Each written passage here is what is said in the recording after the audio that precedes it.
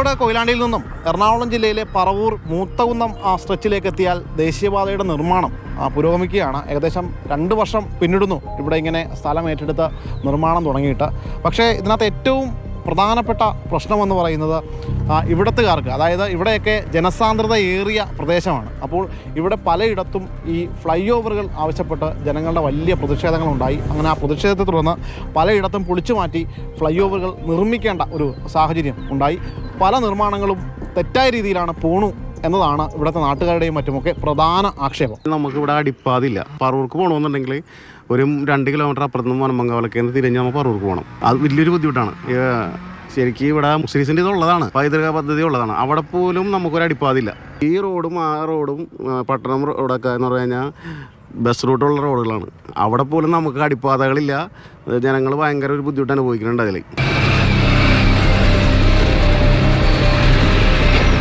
വളരെ മോശമെന്ന് പറയുകയാണെങ്കിൽ പറയാം. അവർ വിചാരിച്ച പോലെ ഒന്നും പണി നടക്കുന്നില്ല. ഒന്നാമത്തെ ഇവിടെ മെറ്റീരിയൽസിൻ്റെ ഒക്കെ പ്രശ്നങ്ങൾ, പിന്നെ സമരം. കാരണം അവരവരുടെ തോന്നിയാസത്തിനാണ് ഇത് പണിയുന്നത്. ഇവിടുത്തെ കാലാവസ്ഥക്ക് ഇവിടുത്തെ ആൾക്കാരെ പറ്റി അതിനെ നോക്കിയിട്ടൊന്നുമല്ല ഇവർ ചെയ്യുന്നത്. അവരുടെ ഇഷ്ടത്തിന് ചെയ്യണം.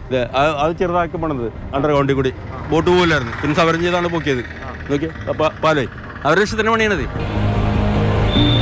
നാട്ടുകാർ കൂടി വേണ്ടി ചെയ്യേണ്ടതല്ല, എല്ലാവർക്കും വേണ്ടിയിട്ട് ചെയ്തിട്ട് വല്ല കാര്യമുണ്ടോ?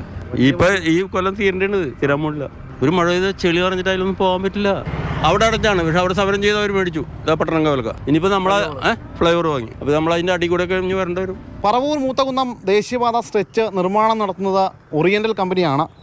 ഇവിടെ ഈ പട്ടണം കവലയിൽ ഒരു അടിപ്പാത നിർമ്മിക്കണമെന്ന് ആവശ്യപ്പെട്ടുകൊണ്ട് നാട്ടുകാർ സമരം ചെയ്യേണ്ട ഒരു സാഹചര്യം ഉണ്ടായി. ഏകദേശം 60 ദിവസക്കാലം നീണ്ടു നിന്നു ആ സമരം. അതിനൊടുവിൽ NHAI അധികൃതർ നാട്ടുകാരുടെ മുമ്പിൽ ഒരു ലെറ്റർ കൈമാറിയിട്ടുണ്ട്. ഇവിടെ അടിപ്പാത ഉണ്ടാകുമെന്നാണ് അവർ പറഞ്ഞിരിക്കുന്നത്. ആ ലെറ്റർ മാത്രമാണ് നിലവിൽ ഇവിടെ ഈ സമരം അവസാനിപ്പിച്ചതും നാട്ടുകാർക്കാകെയുള്ള പ്രതീക്ഷയും. ഹൈവേക്ക് പടിഞ്ഞാറ് സൈഡ് ഏകദേശം 10-35,000 പേരുണ്ട് ജനങ്ങൾ. ഒരു LP സ്കൂൾ മാത്രമേ ഈ ഭാഗത്തുള്ളൂ. ബാക്കി കംപ്ലീറ്റ് വിദ്യാർത്ഥികൾ പുറത്ത് പോയി പഠിക്കുന്നത്, റോഡിന് കിഴക്കോട്ട് പോയി പഠിക്കണം.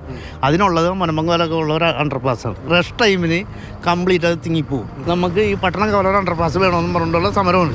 അപ്പോൾ ഒരു അനുഭവപൂർണ്ണമായിട്ടൊരു രീതിയിലാണ് ഞങ്ങളോട് സംസാരിച്ചിട്ടുള്ളത്.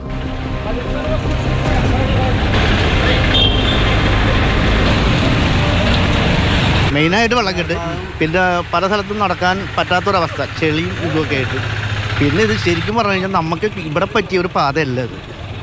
ഒന്നില്ലെങ്കിൽ എലിവേറ്റഡ് ഹൈവേ ആയിരിക്കും. വെള്ളക്കെട്ടിന് പരിഹാരമുണ്ടാകും. ഇതിപ്പോൾ എന്ന് പറഞ്ഞാൽ ഈ സർവീസ് റോഡിൻ്റെ ഈ എട്ടിലോട്ടാണെങ്കിൽ വെള്ളം മുഴുവൻ വരാൻ പോകുന്നത്. ഇപ്പോൾ ഈ ഇതൊക്കെ ഫില്ല് ചെയ്ത് കഴിഞ്ഞ് കഴിഞ്ഞാൽ അവിടെ നിന്ന് ഈ വെള്ളം വീഴുന്നത് നമ്മൾ സർവീസ് റോഡിൽ കൂടി പോകുമ്പോൾ നമ്മുടെ നല്ലതായിരിക്കുള്ളൂ.